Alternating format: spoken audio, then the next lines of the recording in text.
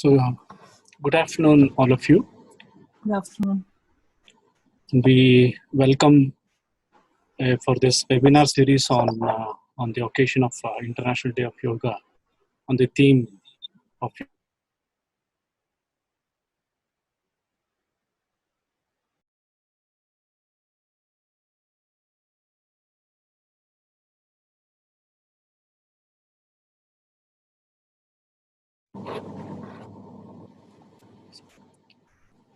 would like to share the thoughts on yoga as a process of for the thought management.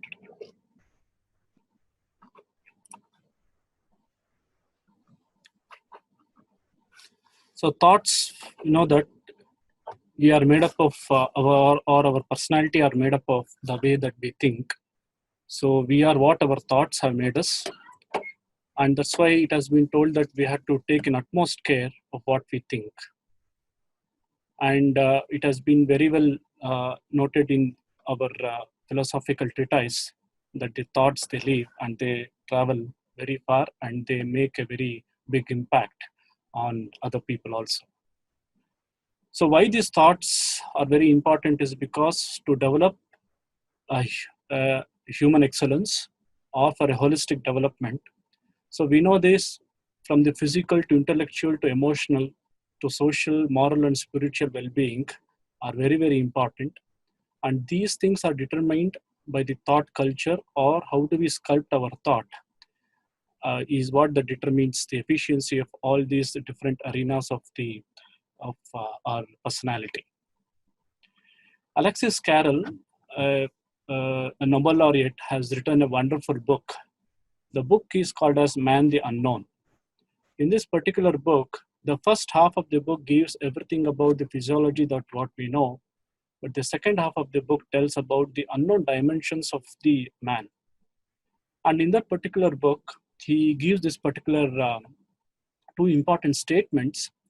He says that intellectual power is augmented by the habit of precise reasoning, study of logic, use of mathematical language, mental discipline, complete and deep observations. On the contrary, incomplete and superficial observations, rapid succession of impressions, multiplicity of images, they hinder the development of mind.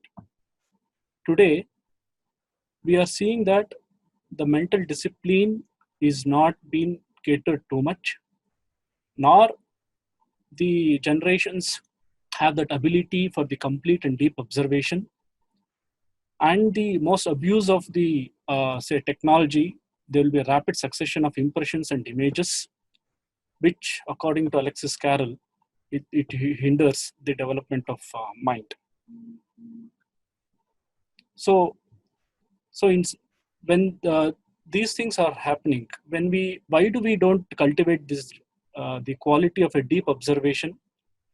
And when we encourage the habit of having the multiple impressions on the mind at a given point of time, is what that results in mind wandering. So what is mind wandering? Even though it is a normal faculty for everybody of us, so it is a shift in the contents or the thought away from the task that is given to us, or maybe from the external environment. That is all of it's our experience. Probably if we are reading something, without the knowledge or the conscious awareness of us, the mind slips into different thoughts, into multiple thoughts, unrelated thoughts, and suddenly we realize, no, I have to concentrate on this, and we'll get back to our mind to the whatever we are reading or whatever the work that we are entering into. So this faculty of mind wandering, which is biologically there, and the first aspect of controlling of our thought is to channelize this mind wandering, right, into the task that is given or the object that we are supposed to focus. If you look into the mind wandering, 2/3 of this self-generated mind wandering, the content of this mind wandering, it will be more that the content which are close to our emotions or some other kind of emotions that we have encouraged all these years. And it has been noted that more than say 30 to 50% of our wake time we spend in mind wandering. And why generally the people, especially the youngsters, like in the mind wandering? Because it is associated with some sort of positive emotional effect or the positive valence. But this mind wandering is, it has to be channelized so that all our, the fullest capacity of our focus or the attention is given to to the work that is assigned to us, so that it will be there will be a very good output. So even last couple of lectures also you have heard that if you look at this, we have in our brain two important aspects of the brain. This is the yellow aspects over here, or the white aspect in this image of the brain, right? It's called the old part of the brain, which we have inherited along the evolutionary path. And you have this orange part, or this part which is cortical brain, which through the evolution where at the time of say the human stage, and we have developed it.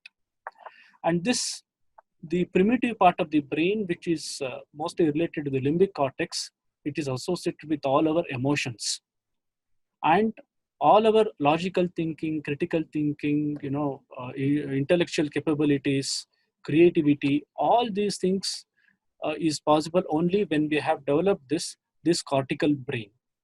So the interaction between these two parts of the brain and efficiency of interaction between these two parts of the brain is what determines at any given point of time if a person is focused on a given object or on a given task, or his mind is wandering everywhere. So that is to say that it's the primitive part of the brain is more of emotional in nature. And if we encourage the same thoughts consciously again and again, so with the concept of plasticity changes, the limbic cortex could become more stronger compared to the cortical area, which is involved in a lot of cognitive and our intellectual capabilities. So with this particular background, so we know that in our ancient Indian psychological and philosophical text, so these Harishadvargas are mentioned, where irrespective of the content of the emotional thought, but these are the different types of emotions, right, that anybody else is existing and which is present biologically in us, and of course which has to certain level of importance as far as our survival and also to certain aspect of our mental life is concerned. So thus we know it is kama, krodha, lobha, moha, mada, and matsar. But it's our experience, if we can see. Suppose say if I become an angry, the anger that comes to my conscious expression is so automatic. And if a jealousy is there, jealousy doesn't say that, okay, jealousy is coming and I'll express my jealousy. See, all this characteristic is so spontaneous and it's so automatic.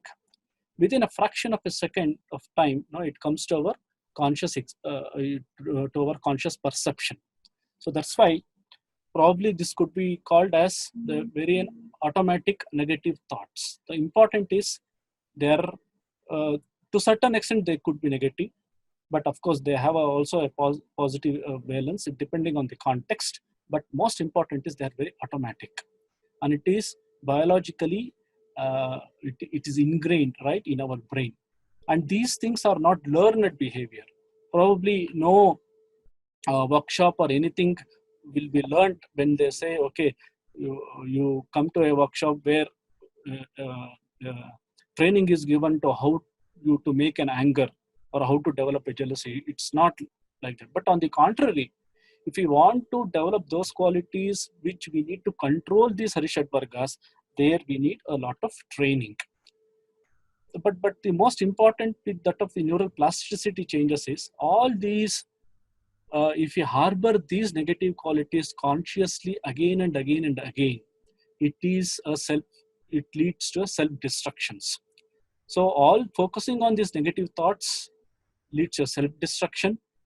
And if I focus on them, they become more and more powerful. So that is to say that the old part of the brain or the limbic part of the brain, it becomes more powerful than the cortical part of the brain if a person consciously, right, he gives encouragement to these thoughts. And also during mind wandering, the content of the thoughts, if we can categorize those contents, it will be more than 90 or 95% of our thoughts, it will be in the any of these particular no these categories. So because it is so powerful and it is biologically it is wired in our brain, so that's why it becomes very, very automatic. So when it is powerful and when it is very much automatic, right, it needs to be harnessed, for which a training is needed. So that's the reason why, if the this training is not given to harness, right, these Arishad Vargas, is could be the one of the reason why in the developmental age, in the adult or adolescent period of time, why these young teens, they're very impulsive, right? They have always an intense emotion. They lack a self-reflection because any emotional stimuli that comes to them, it will be in their, say, in their limbic area, and the output, it will be of very emotionally, and they'll be very reactive in nature. But on the contrary, if the same emotional stimuli, if it goes to the cortex and then it comes an output, it will be an emotional response. So we have two different categories of emotional reaction and emotional response. But for a person to be more responsive for any of these emotional stimuli to come, for the person to choose how to respond to any emotional stimuli, for the person to be more flexible, right, in its output, and to integrate all these things, right, his cortical development or the training of the cortex plays a very, very important role. So this particular thing is called as high road, and for all our uh, management of our thought or management of our emotion, so this particular path, it plays a very important role. So nature has given this cortex so very well, so that all our training, whatever we train ourselves mentally, right, it gets embedded in this particular cortex, and these two areas of the brain has to be very well bidirectionally connected to get an emotional response. Now, what is the first step towards to get this emotional response? William James, who is father of neuroscience and psychology, he has told that a faculty of voluntarily bringing back a wandering attention over and over again is a very root for judgment, character, and will. So first we have to understand that even that William James says that if we can focus the wandering mind to a given task, is what the root or the first step, not only for the development of the faculty of concentration or the focus, even for the higher cognitive abilities like judgment, to develop the will, and also for the character development. The further he says that our education system should, or any education system will be a par excellence if the system will teach that the way to improve this particular faculty of attention. And he further says it is easier to define this ideal than to give a practical directions for bringing about it. So William James has a very good hypothesis that wandering mind has to be concentrated, for which the higher cognitive abilities could be developed, but he didn't have the way that how to do it. So the answer is always, it comes from the Eastern, our psychology and our philosophy, for which yoga plays a very important role. Whenever we are practicing of yoga, any type of yoga, either it could be an asana to pranayama or to dharana, or even to the dhyana to certain extent of the meditation. All these four components, it's are involved. So first of all is that of attention regulation. Even at the asana stage, whenever doing any asana, attention, the instruction is given is to pay attention for your, say, bodily sensations, or pay attention for your postures. And also we have sensation of body awareness. All the sensations that is reaching to your brain, right? Whenever you're doing a posture or a pranayama or meditation, that you should be aware of that. Means you should look into these sensations from a third person perspective, not attaching emotionally to these thoughts and linking those particular thoughts. And also, and these two exercises which also bring about this emotional regulation. Now all these three processes play a very, very important role, right, in sculpting the thought. And do we have any basis or the way the brain works with all these things? There's a lot of evidences today that it has come that yes, if you practice yoga or any form of yoga, right, all these three, four components coherently make a very big impact on the brain and also on the mind. So going back to Patanjali, Patanjali Maharshi in his Yoga Sutra has described this particular, say, a basal state of mind or a mind wandering or different stages of mind into four different types. First is Mada. He is very dull, lethargic, forgetful, the state of mind. Then he gives a disturbed state is Vikshipta. That is, this mind is always wandering, it is troubled, it has a lot of negative experiences, it is very restless, and this particular mind is not control over itself. So these two states, whether it is a dull state or a disturbed state, is the two states which he described. Then subsequently, a much more finer state, he described the Kshipta state. This mind is quite distracted, it wanders a lot, but it has a capacity to occasionally to get focused. So, Sage Patanjali says the dull mind and the disturbed mind, if at all, if it depends on the which state of mind at rest the person is, it has to be trained to get into a to Kshipta state, where occasionally the capacity of the mind to be focused is developed.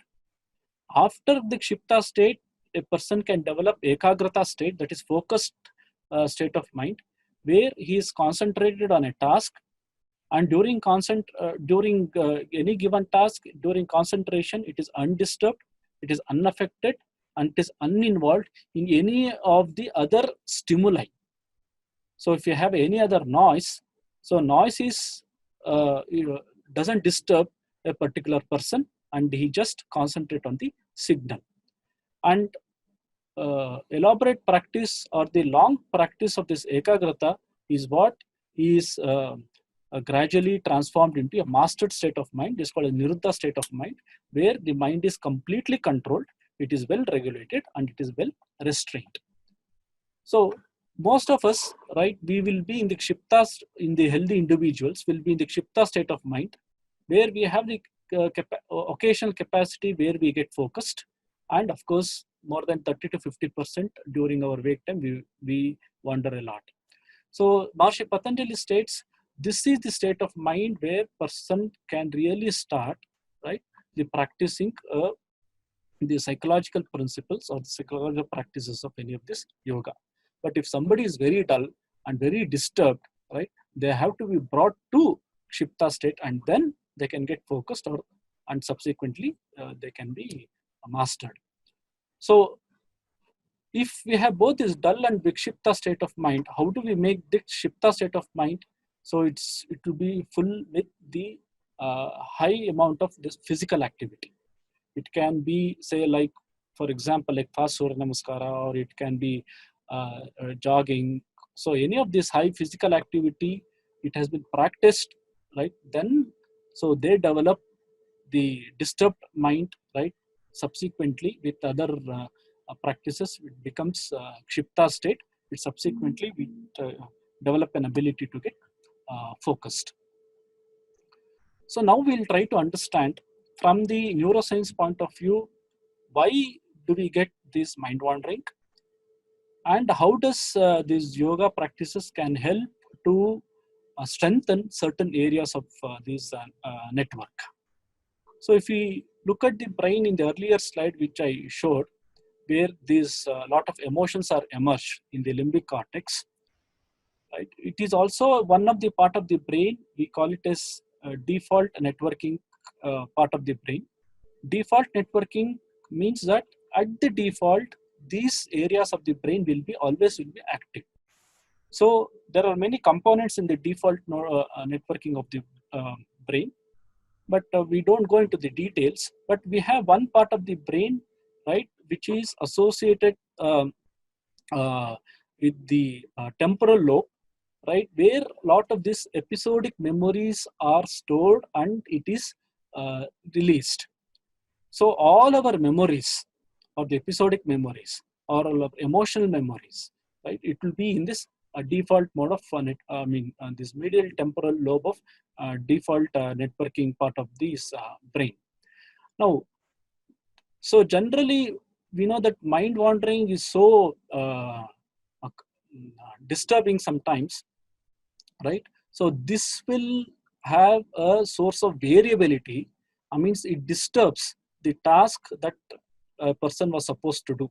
So the source of variability or source of disturbance is always in this medial temporal lobe of default mode of networking, which is the source of all this, this episodic memory. Then, but these episodic memories are very important. Now, now sometimes it's our experience that if these episodic memories, right, if we can internally cognize or the orient our cognition to internally about this episodic memory. So at that point of time, so what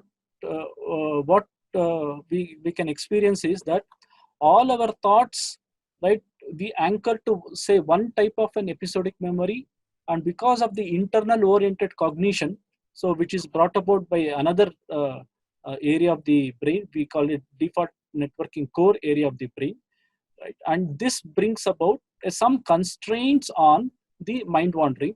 That is, this episodic memory will not go here in a unrelated spectrum, but when we internally try to orient our cognition on this, all our other thoughts will be around one particular, say, memory or one particular feeling, right? And it will be around that. So whatever the variability that is produced by this episodic memory can be constraints by our internal cognition, number one. Third is that we have a dorsal attention network, which is focused for the external attention, right? So we have an external attention, we have some work, or you concentrate on an object, you concentrate it on a holy picture, you concentrate on, say, on a god idol or anything which is on external orientation. So at that point of time also, right, we can control, or we can have some constraints on the on this episodic memory. But important thing is, even when we do asana or any of these physical postures in yogasana, right? So we have to concentrate not only external attention, but also on our sensations, that is coming up arising from the body. So even at that point of time, our dorsal attention network drives its attention to the sensation that is driving from the body. And so these two, right, will also control these episodic memory or the dorsal network of the temporal lobe, right, which will automatically give rise to heterogeneous types of these thoughts. Now, if it is an internal cognition, or it can be an external cognition, but we have certain other network we have called as that is ventral attention network, which is very sensitive for the salience. That is some type of a new type of an experience. Like, so you're practicing, say, a posture, then you feel something really a new type of experience, right? So that will have little bit constraints, right, on your the mind wandering. Or right, or it can be an completely an external agent, right, which will grab our attention, right? That will also, right, bring about some constraints on the on this mind wandering. So we have this what is called as BAN, that is salience network, is ventral attention network. But important thing is these thoughts that is coming in the mind wandering, right? It can be linked either to the internally oriented cognition, or it can be controlled even for the externally oriented cognition. So we have the capacity to internally orient, or also to the focusing on the external, and also bring about this controlling of this say mind wandering, or the series of this episodic memory that comes. But otherwise, it's very most important is this is frontoparietal network that we get, where we can deliberately constrain the thought. Now this, where at a will we can constrain the thought. It can be from the internally oriented cognition, or it can be even for the external attention also. So we have this particular capacity, which is very much the part of our frontal cortex, that is the cortical part of the brain, which I showed you earlier.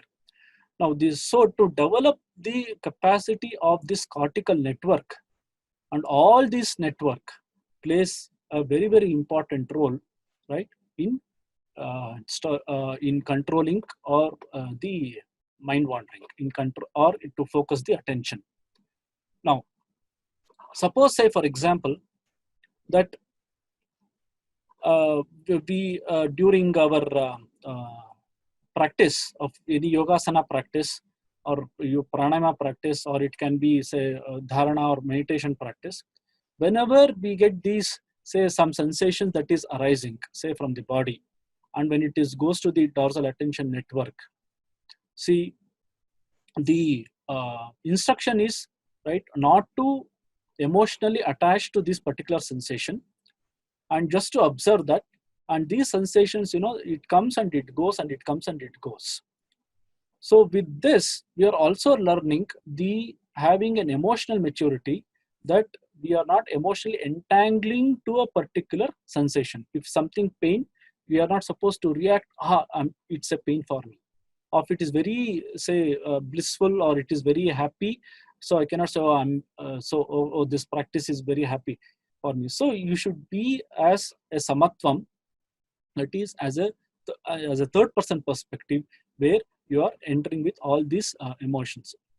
Now all these networks, that is your internal orientation towards your episodic memory, or maybe the sensation that is arising, or your deliberate constraints over the thought, all these three networks actively play an important role in all the practices of yoga, from asana to dharana, even to dhyana. And repeatedly practicing this with the principles of neural plasticity, these networks, they get very, very strong. Not only strong, they become very flexible. Now what do you mean by flexible? The flexibility is that we can say shift from the activity from one network to the another network, right, and or to some other network.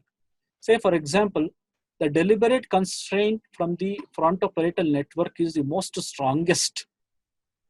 So where it can suppress, right, all these emotions, and as a one-pointedness, okay, it can be focused on a particular object, which is very good for your intellectual development. So that is going to happen. Now this internal oriented cognition is going to happen, right, and with all these two, so where we can develop the emotional flexibility and emotional valence. Now all the appropriate activity of all these three circuits is very important to become or to develop another capacity, right, for the creativity. Because if a person wants to be more creative, so it's not that he suppresses all his episodic, the thought pattern that comes, but at the same time he has to have a feedback mechanism, or you should keep what all the other sensation that is arising from the sensory motor area. So to understand that particular emotions and adjust accordingly. And also he should consciously know about his salience network that is coming up. So when there is the capacity that we develop to shift, right, with all these three networks, is the emergence of all this. A creative ideas also will come.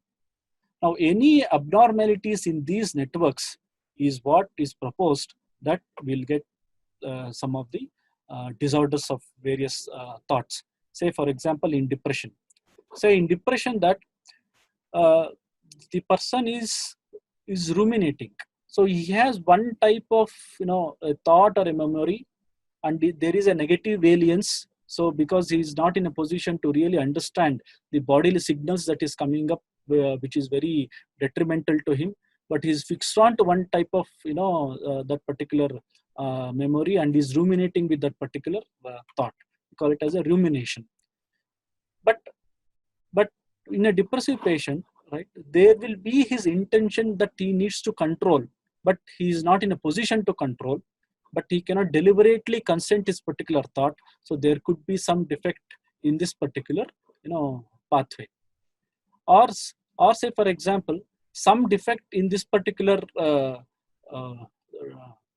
DAN, that is DAN, where we have this episodic memory, a series of unrelated episodic memory, it arises, a particular person behaves, and he cannot even constrain even that, because he cannot internally cognize this, nor a person can externally deliberately, he constrain this particular a series of thought that is coming up, which is a very characteristic of, say, about ADHD kids. Or it could be that you have this an excessive um, response to any sensory stimuli, that is going to come up over here. A person becomes more anxious. So this particular network, so it gives then a hypothetical network of how different kinds of these thoughts can be managed by internally orienting, and also by externally constraining these particular thoughts. And yoga helps in managing not all these networks. So this is how the brain regions that is involved in all this mindfulness meditation technique. So we have this core, the emotional part. It's told you about amygdala and striatum, all those which raises the emotions. We have this precuneus and posterior cingulate, which helps for our salience and sensory feedback that comes. Then you have this medial prefrontal cortex, which the area where we can have a deliberate constraints on the thoughts that are emerging. So this particular area is where the mind wandering happens, and we can have a deliberate constraints on this by activating the front part of the brain, or the prefrontal cortex. And also we can constrain this with our new experiences or the sensations that is arising. That is to show that all these three networks are optimally active with our meditation practice. So that is, so we have a mind wandering. Suddenly we became aware of the mind wandering. We call it as a metacognitive ability. So that, and then I shift my focus to whatever the work that needs to be done. So this particular cycle, it will be going on. So we have this focusing and defocusing, and focusing and defocusing. So as the person practices, right, this shift between focus and defocus is what slowly it reduces. That is, Vikshipta, Kshipta state of mind, it becomes Ekagra state of mind. And when the Ekagra state of mind, it becomes highly controlled part of the mind. So the switching and part from Kshipta to Ekagra, that is mind wandering, is there, and we have a shift. So which will happen in the initial stages. So it's all of our experience. Then, so where insula part is involved, then we maintain the focus for, say, a certain period of time. again, we have focus and defocus, but after a long period of time, so it becomes habit, and habit, so automatically, our mind is trained to focus on a given object or a given subject or a given an internal thought, and without consciously being disturbed by the other noise that comes, and the striatum part of the brain is it is involved with that. So when is that we need to understand or to uh, build this capacity of the frontal cortex?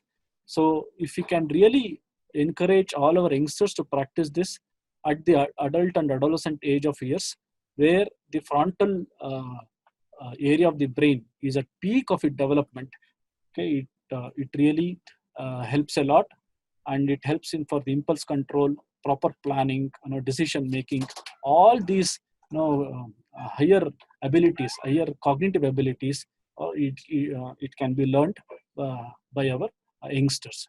Not only about these youngsters. So how is that we can really train, this thought management even at the very young age level?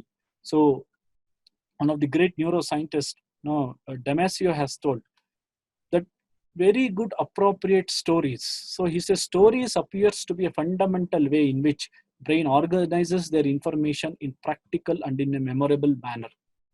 So the stories to the young kids, motivating stories to the young kid, the stories that are involved with high ethics. So these things, plays a very important role in formation of these episodic memories in these kids, right? And when grandpa or grandma, they tell these stories, kids, they try to focus on the story. Not only to focus on the story, they have their imagination also develops. So all these three happens, right, even with this story. So a good appropriate with high value storytelling, right, is also uh, a way of life uh, which our ancestors has given, and also it's a yoga way of life, and it also plays a very important role in the cultivating, thought management even at the kids. So not only this, so yesterday we also heard that these practices can also influence even at the cellular level, even at the genetic level.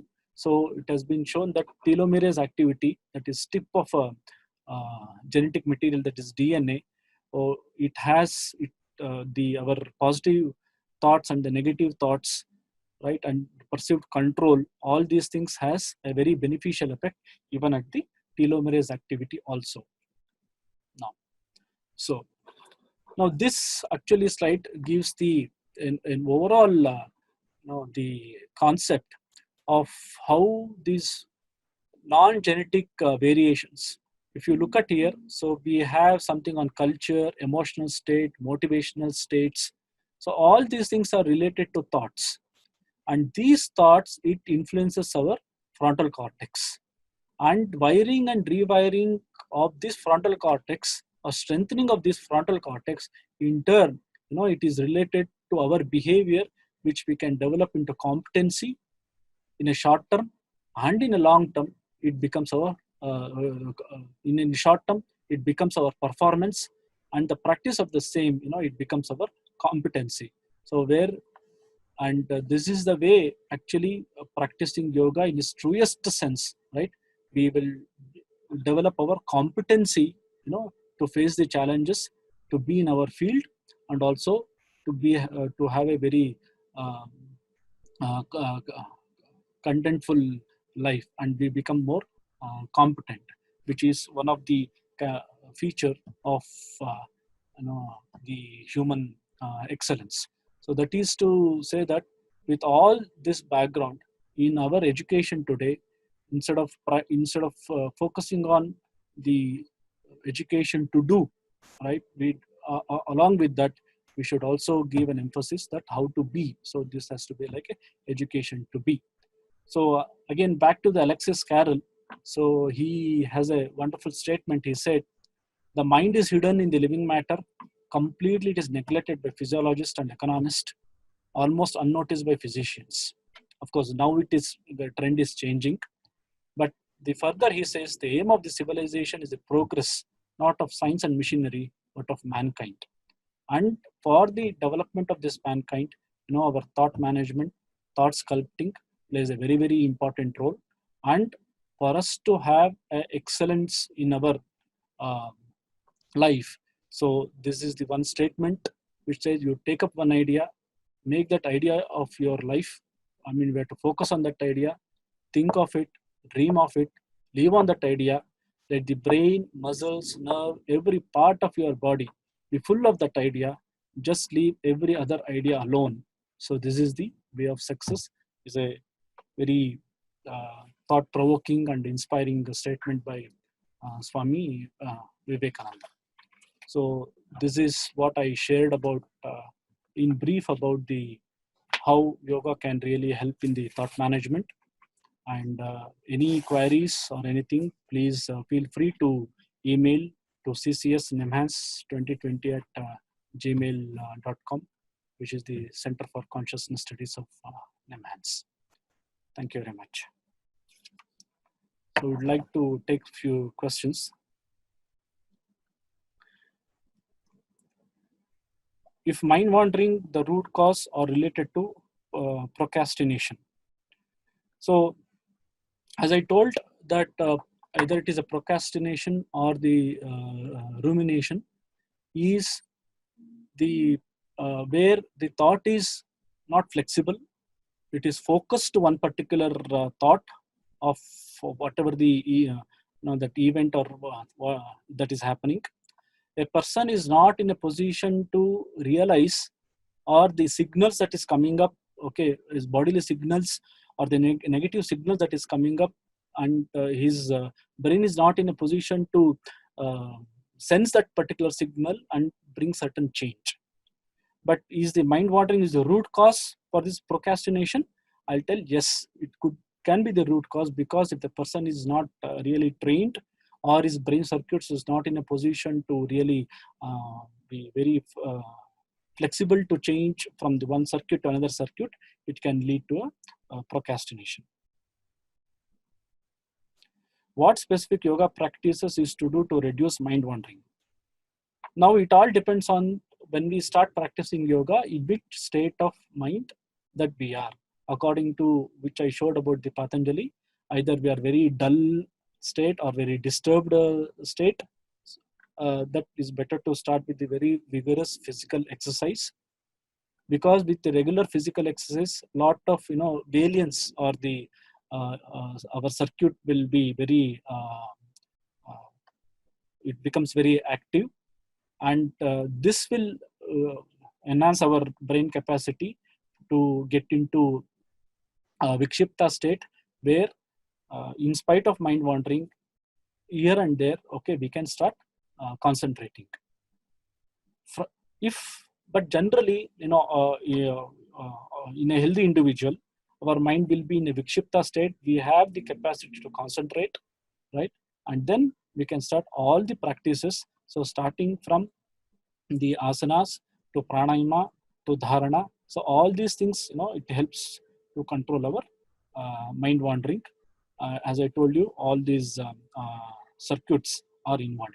But the person is very dull, and if a person is very disturbed state of mind, right, or our dharana or concentration or meditation practice is not going to really help him. How long it will take to train the mind from one stage to another stages? We cannot really say how long it takes. It all depends on the person, his intention, and his sincerity and regularity in his practice. Can yoga practice induce neurogenesis and neuroplasticity? Definitely yes. Most of the beneficial effect of yoga has been attributed to the neurogenesis and neural plasticity changes. What about thought management for adult? You mentioned it for children and teens. No.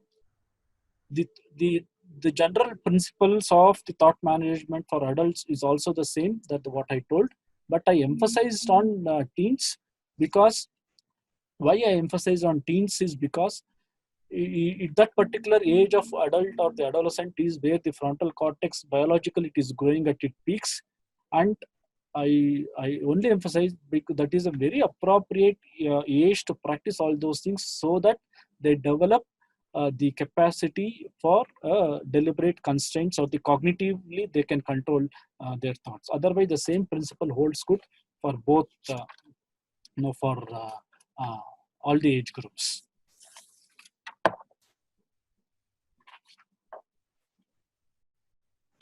What is the role of asana in the mind wandering? So I've already explained. So whenever we are doing the asana in a very strict yogic sense, that is where the instruction is given, right, that we have to focus our attention to the posture, and whatever the sensation that is arising because of this practice, we are not cognitively link our emotions to these particular sensations, and to build the chain of thoughts. So these two plays a very important role, right, in constraining the mind wandering.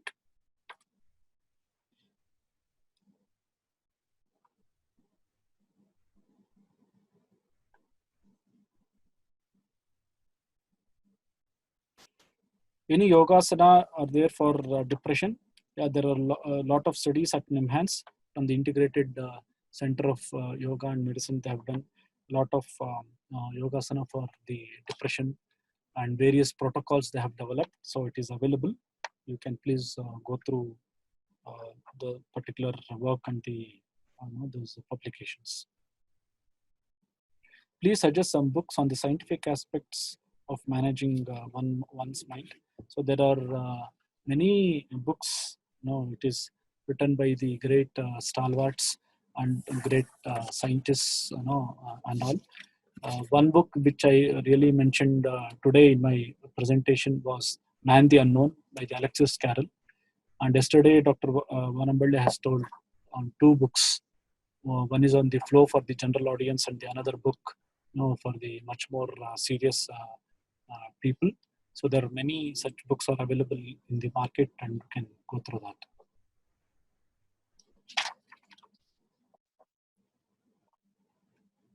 Is there any minimum period of yoga practice to bring about behavioral changes in the adolescents? The studies have really shown that you see, in any of these yoga practices, we have two kinds of effects. One is called a straight effect, one is called a state effect.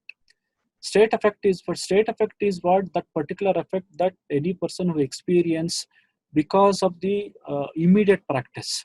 So I practice yogasana now, I practice pranayama, or practice say sort of meditation, and I feel something. So it is an immediate benefit of that.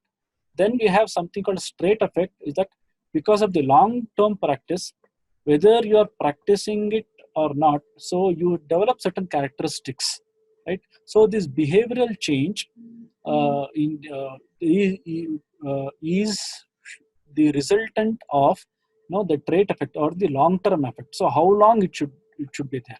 So to get a reproducible minimal effect, right, at various levels. So the question is asked about the behavioral changes, right?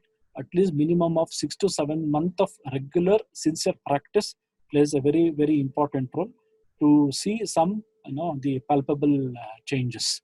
But if this particular change has to be there for long term to become an habit, again the long term practice and the regular practice is very, very important.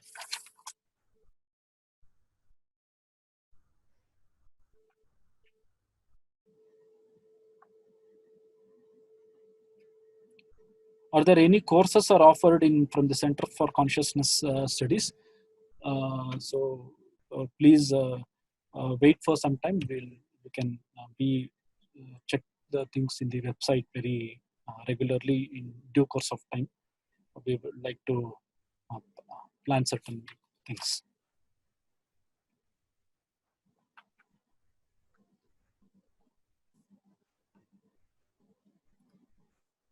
Any other questions?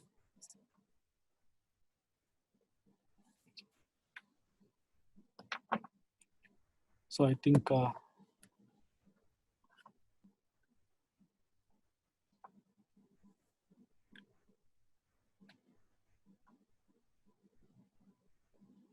Meditative state in daily activates lead to higher consciousness or yogasana necessary for achieving it.